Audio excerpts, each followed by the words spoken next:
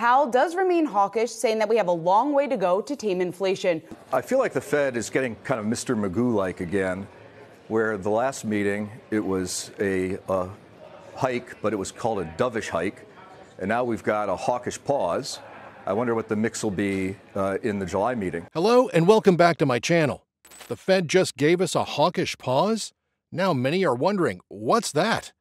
And how is it going to impact the economy and market? In today's video, Mark Yusko has shared his insights on the Fed's latest decision on interest rates and its impact on the current state of the economy and crypto market. To know more details, stay tuned till the end of the video. And if you want to stay up to date with the latest crypto insights, markets, and economy, make sure to hit that subscribe button and the bell icon. All right, are you ready? Let's dive right in. First we had the dovish hike. I'm like, what the hell is a dovish hike? I mean, the creativity to wordsmith all these words. And look, I don't envy their job. In the digital age, in the social media age, every single word, every action, every body movement, everything, every piece of luggage you carry is interpreted. And so now they've come up with this idea of a hawkish pause. What does that mean? Well, in December last year, everybody said, "Oh, they're gonna pivot. And the stock market surged, and everybody's like, "Oh, this is great." And now we've had this, not incredible, it's crazy. I mean, maniacal. I mean, is true mania run in some of the tech stocks, particularly around AI, just on nothing. On literally nothing. And in terms of the results of the companies, the tech is great. Yeah. But Microsoft invests something that's worth 10 billion and their market cap goes up 200 billion. Or Google promises $1 billion order to NVIDIA and their market cap goes up 200 billion. Or this company C3 AI.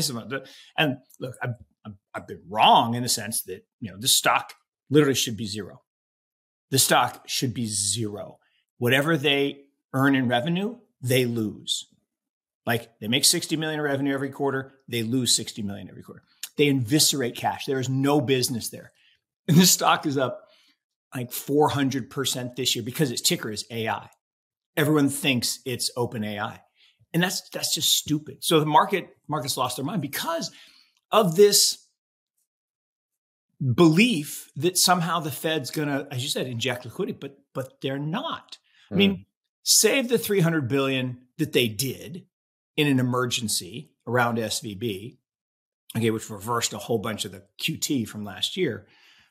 They're definitely not loosening. They have not, they stopped hiking, maybe. They said maybe there could be a couple more. But they have not reversed and they have not started injecting liquidity and they have not stopped shrinking their balance sheet. So it just doesn't make any sense. We started off with a dovish hike, and just when we thought we had it figured out, they threw us a curveball called a hawkish pause. Yeah, you heard that right. A pause that's supposed to be bold and assertive, yet it leaves us scratching our heads, wondering what it really means. It's like they're playing a game of monetary policy charades, and we're left guessing. In fact, before the latest Fed meeting on Wednesday, everyone penciled in one more interest rate hike in 2023. But after the meeting, Powell made it clear that there is a good possibility that 2 more rate hikes might happen. The market right now is acting crazy, hoping that the Fed will swoop in and save the day, but they won't. Sure, they stepped in with emergency measures, saving a hefty $300 billion related to SVB.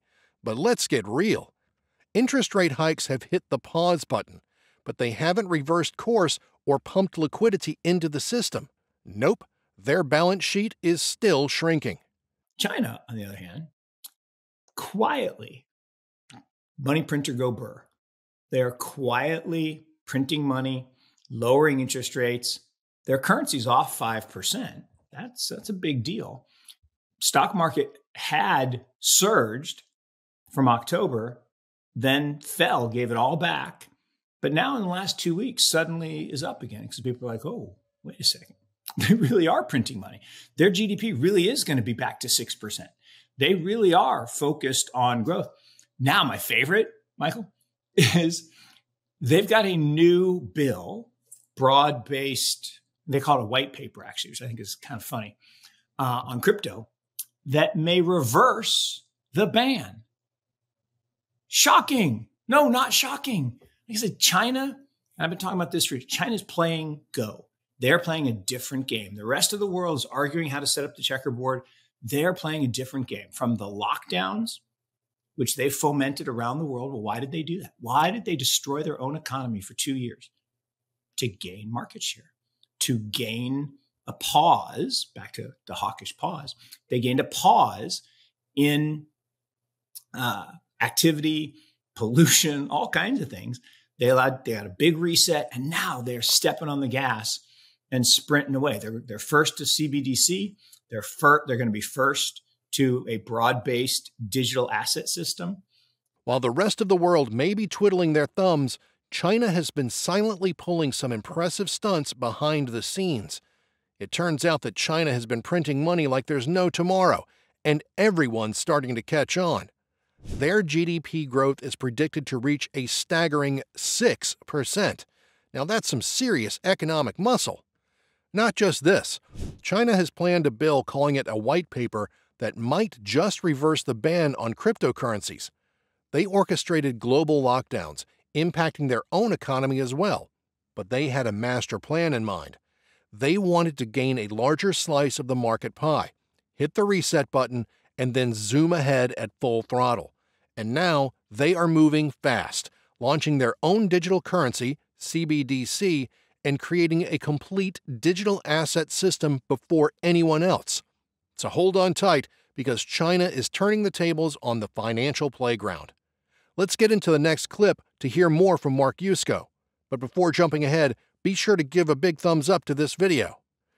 The fear, I'll call it an irrational fear, of the boogeyman, inflation, I think is why they're keeping the gun holstered. Right? It's not out facing us anymore, but it's holstered. It's not put away, locked in the box or the cabinet. But it's definitely ready, because there are people who, despite, again, the data, believe that there's still going to be this wage pressure and this housing price recovery, and all these things are just going to magically jump off the bottom.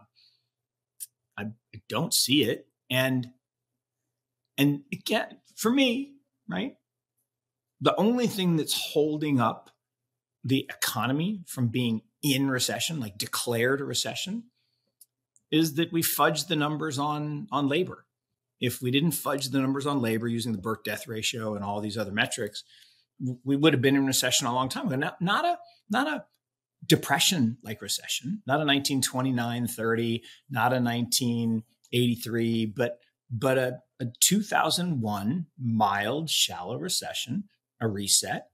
And that actually is not a bad thing. I mean, there's still a whole bunch of companies that need to go away. There are a whole bunch of loans that need to be called. I mean, the real estate market, the real estate debt market, you can't even actually appreciate how bad it is. The U.S. economy had a great week. All the indicators went up and beat expectations, especially the 339,000 new jobs, which boosted the market confidence.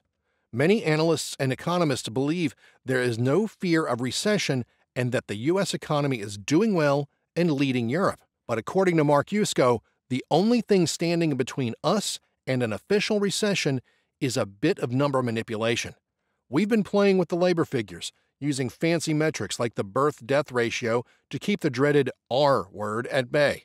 He believes we'd be facing a mild and shallow recession, reminiscent of the one we encountered back in 2001. So, what's on the horizon for the U.S. economy and market? Are we going to see more trouble? Is the U.S. economy in a recession? Let me know your thoughts in the comments below. And don't forget to subscribe to my channel for more updates on crypto and economy. Also, be sure to give a big thumbs up to this video. Thanks for watching, and see you next time. Adios.